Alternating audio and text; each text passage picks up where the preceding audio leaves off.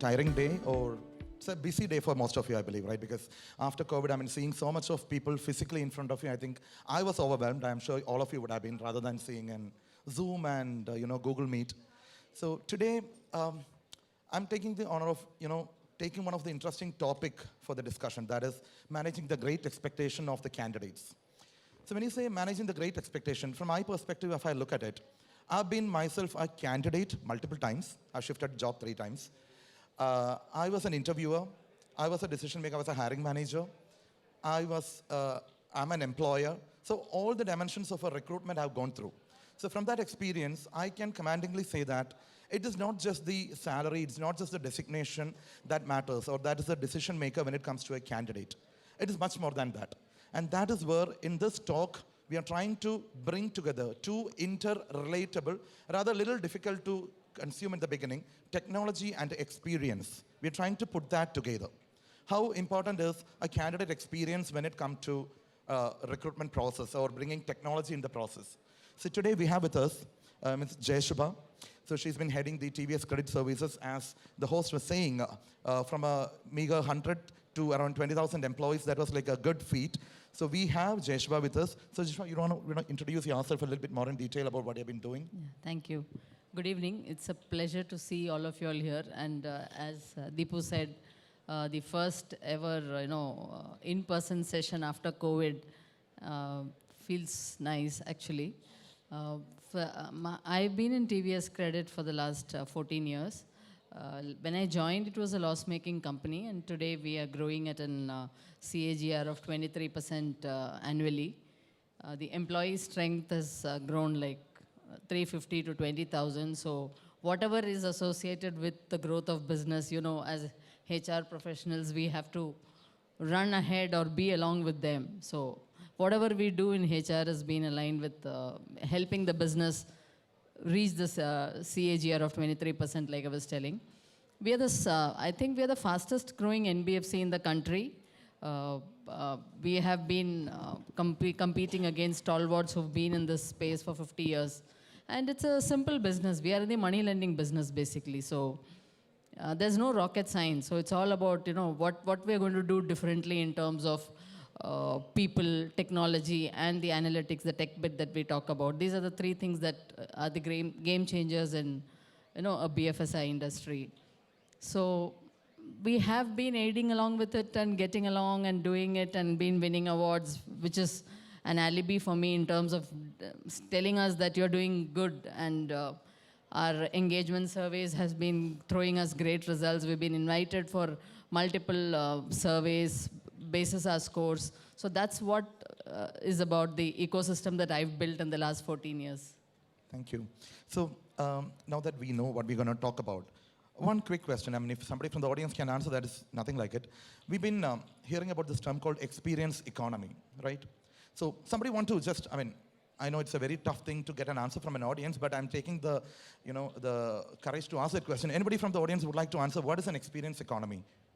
Anybody? Raise of hand. All right, so I expected it.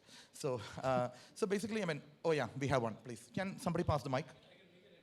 Yeah, please go, sir. Absolutely. So your revenue generation, okay, the growth of business primarily is dependent on the experience that you provide. So experience is a major determinant of the business growth. Very true, very true. Thank you. Thank you. Maybe we can give a round of applause for him. Thank you, sir. So, exactly like he said, from a recruitment perspective also, if you look at it, as per the experience economy, there was a point in time when a candidate would have accepted the job offer if they were getting a good salary. But now is the point when people don't just look at salary, because that is a bare minimum expectation. They look for the experience throughout that recruitment journey, end of the day. Like how they are dealt with from the very first moment they apply for a job. And that's exactly what, kind of is a determinant for that entire process. So experience economy, like to go by the definition, it's like earlier people used to go and buy the product just for the value it used to derive. Now it is not the value. Value is an understatement. They just expect it. They want the experience in that. So now, Jayashubha, so from that context, right, you said you're in the credit line business. wherein I assume that there will be people with, say, 10th standard, 12th standard qualification to Ivy League. So you will have an entire, cross-section of employees or candidates.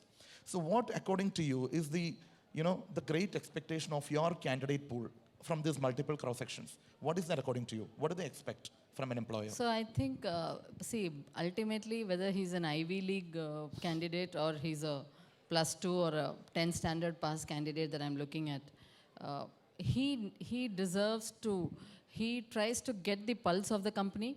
See, because why I'm saying this is, for him, the culture of the company, does the company respect employees? What is the benefit that I get? Do I have career growth? These are the questions that everybody asks. When I look back 20 years back, people used to say, "Naukri milega to kafi hai." Salary 30th ko agar month ke, I mean, at the end of the month, if you get the salary, that's more than enough. I'm talking about a tier 2, tier 3 kind of a person. But today, that's not how it is. वो company में employees को कैसे देखते हैं? How do they treat employees? COVID time पे कैसे हुआ? That's become a game changer now. Those kind of things are playing a lot of, importance. Yeah. Importance, is it? Okay. Yeah. But then, say, for example, you know that such a thing is there. So how have you been able to do this within your organization? Were you able to, challenge this problem and come up with a solution to that? Or did you run into some problems because of this candidate experience not given? They didn't join the organization. Do you have some examples from your career? Absolutely. See, there is, everybody is, I believe we are all in a learning phase.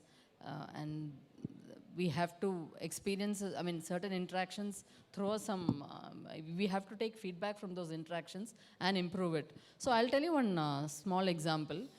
See, what we have is, we have personas of employees. Like if I have 20,000 employees, there are about 16,000 who are in the feet on street. They are spread, geographically dispersed in 4,500 locations. And they are +2 or 10 standard pass, So he's one person sitting in a remote location. He doesn't have a, I belong to the TVS group, so we still follow the uniform culture, So for him, wearing the TVS uniform is a matter of pride, for a tier 2, tier 3. But if I ask the people sitting in metro, tum logo uniform mein aana padega, they'll say, sorry, I'm not joining your company. So I am handling two different set of people, एक जिसको लड़की देते हैं शादी के लिए because is working in TVS. Government से next job is सरकारी job के नीचे है here TVS का job in southern parts of India. So that's one. And two, I am dealing with people from, the Ivy League that he was talking about, who wants to come in shorts, who wants to be served beer in the office.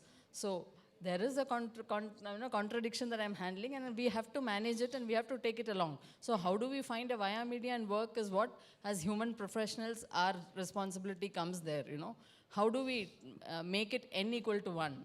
What does he want? What does he want? Manage both the expectations and take it forward. Perfect. So, I mean, from a TVS credit where it's like around 20,000 employees, this experience. But if I say from my experience, I was a part of Infosys, I was a part of Robert Bosch, Oracle, which runs into lakhs of employees. But right now, I'm co-founder of a startup. There is just 41 employees. And even from a 41-member organization, I can say that there are a lot of these small stories that I can pick up, Because one thing which we've always boast about is, in the last 4 years, so we completed 4 years recently, we are an HR tech organization. So there we had just practically three people resigned in the last 4 years in this 41 journey. So that we feel that's a great thing. The reason I would say what we believe in is that experience that we are given to people while they were a candidate and while they were serving their employment with our organization. I can take a couple of examples. One, we have employees from background like ex-Amazon, we had employees from Cognizant and all those things. Equally, we have employees who were working in KFC, Kentucky Fried Chicken, as a delivery boy. We had a person who was working in Bajaj Finance in one of the retail stores. So there, if I just take a small gist of their candidate journey, this guy who was, the loan dispersal personnel in Bajaj Finance, he one day came up to the office and said that I'm looking for a job. I am interested in technology, and he didn't know anything. So we said, okay, why don't we just give him a pattern, like learn this and come back.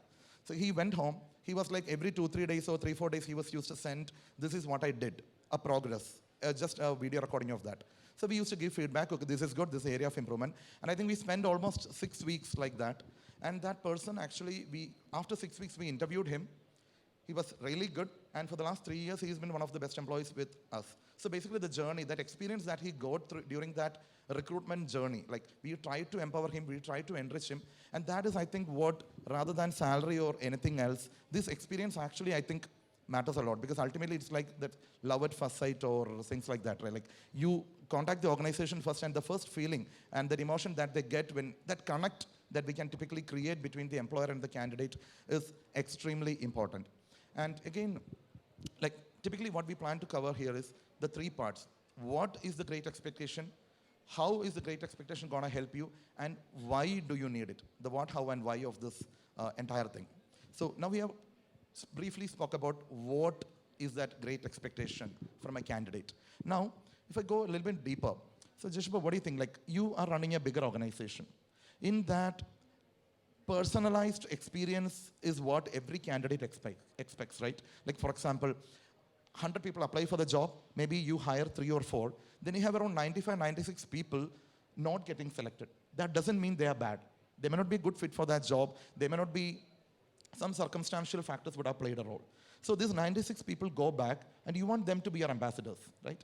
So what do you do within your organization to ensure that this 96% of people who are not selected go and be your brand ambassador? How do you do that? That's a nice question, Deepu. So, see, first of all, when an employee is coming, when a person is interested in your organization, he's to me, it is like he's a customer coming to a retail outlet, and he's looking at various options. So sometimes we buy something, sometimes we don't buy, but we still go back to the same store if we think that at this point in time, we need the same thing. So why do I go back to the store again when I feel that store has the salesperson knows what he or she is talking about. The store has these kind of options and so on and so forth. So similarly, when I look at a candidate who's interested in coming to TVS Credit, what we do is we give him an experience where he doesn't have to go through a lot of grueling interviewing sessions, a lot of waiting, a lot of suspense kind of a setup, scenario where he attends the interview and he doesn't hear at all from us. So I think people are looking at an experience where they don't have enough time. They are able to go through a seamless interview process or at least a selection process. So that way we use a lot of technology in terms of psychometric assessment tools, which helps us select candidates immediately and informs the other candidate that, boss, we will get back to you when there is an option. And we also we don't, just like that, leave them incommunicado and tell them, not look at them. So that's one thing. The next thing is, a person rejected for a particular job doesn't mean that he cannot suit some other job. So there are people who's been cross-referred into other jobs and placed. So these are the various methods by which we look at engaging with them. Okay, and again, when we look at it, right, a very simple experiential factors like a candidate attends the interview, and many times what we hear is that if they're not selected, they are not even informed. It's like they get into this kind of a black hole and nothing happens. They don't know what's happening around.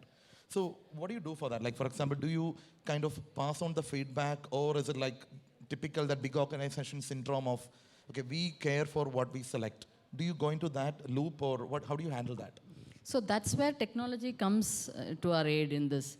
Like I was telling you, when we have about 16,000 people on the feet on street, and there is a lot of mass hiring that goes on, what we do is we use technology, and the person has to see. It's a simple selection technique where a person has to choose 10 photographs, or he has to upload 10 photographs that he likes, and the AI tool tells us he's your right fit. Go ahead and take him in. So we take about 60% from that and we hire them. The rest of them also, we don't reject everybody. We still give them a chance, and we also ask them relevant questions to see whether the AI tool is right in selecting him or in rejecting him or not, and then the human intervention comes in there. So what I'm trying to tell here is, one is instant response to the candidate. Second is the human interference to see if the candidate is actually having, otherwise the person who's interviewing itself will give him the feedback then and there. So that helps. Very true. I mean, again, to add to that, one of the other things that we have seen is like, suppose for a particular job, I mean, even in our organization, when we post a job, we have 200 to 300 applications that come in. So typically, there are only two options. You filter the candidate. From that 200, you find the top 20, and we ask the recruitment team to engage with only them. On the paucity of time, that is one way. But another way that we found it to be useful for our customers using like our platform, that is HappyHire, that is one thing where we try to, the system will identify the top 20 from the 200, and it is intimated to the recruitment team that, okay, use this and take it forward. But that remaining 180 people, we don't leave it like that. So that is where I think the technology can play an important role of using technology to engage with that remaining 180. And how much of our engagement, how much of personalized conversation, like for example, now there are a lot of tools, even what we do is like, we have WhatsApp integration. And that's one thing which people generally check, even in the middle of the night, if you hear that beep sound, you have a tendency to reach out your hand to the phone. So rather than that emails and all those things, what we believe in is that this kind of small integrations, like the WhatsApp integration, which we feel you keep on intimating to the candidate, okay, this is what is happening. You have been considered. Your profile shortlisting is in process. You have another 5 days to go. So this engagement, we believe that what we are seeing is that if you look at the NPS score, the NPS scores improve multifold when you have a constant engagement, even if it is a negative comment, even if it is a rejection notice.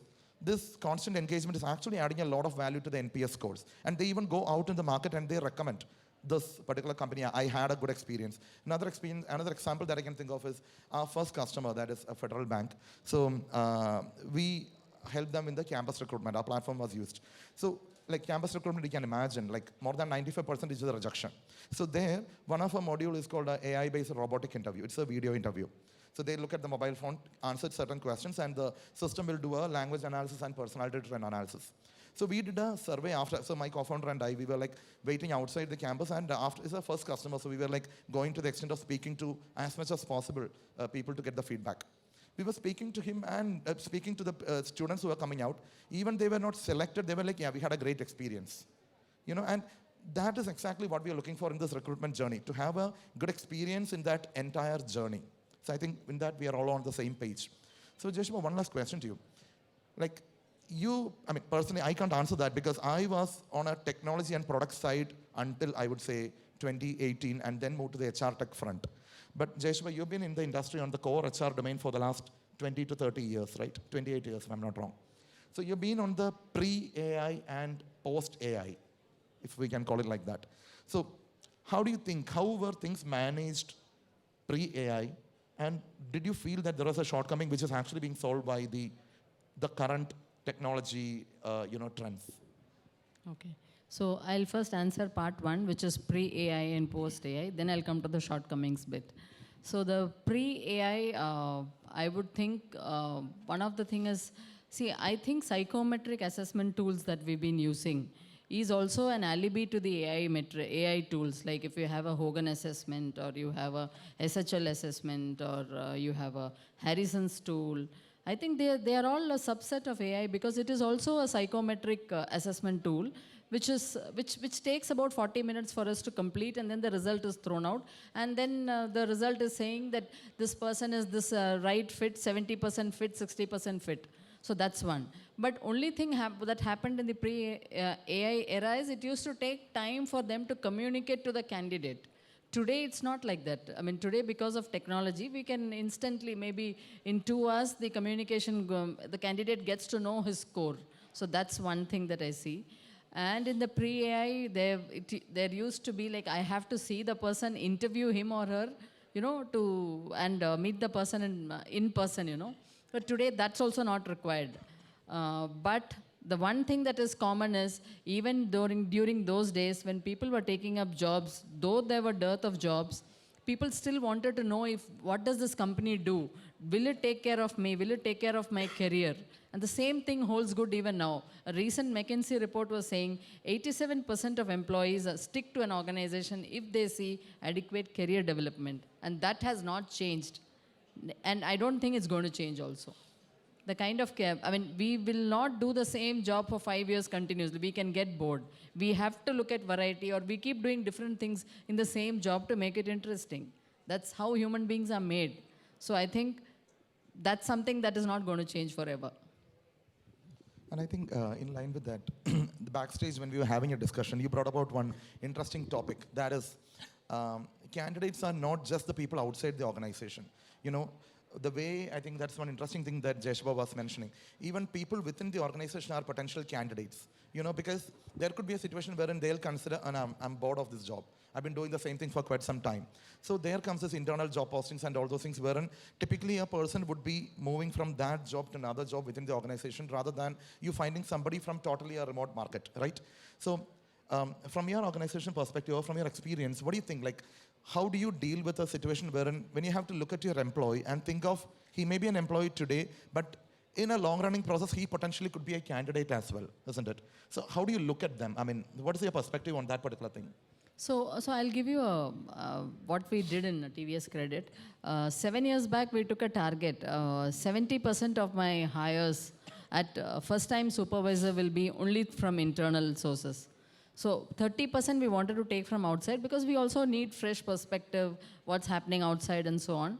So when we took the target, we didn't have anything in mind. Then we designed the Career Accelerator program for the masses, which is about 16,000 people, again, I'm telling you, how we build the program, what are the assessment tools, what are the kind of interventions that went in.